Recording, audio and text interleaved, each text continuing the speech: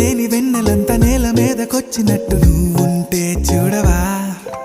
మంచువాన నన్ను ముంచెనంట, వాన విల్లు మీద ఇల్లు కట్టినెవ్వరంట.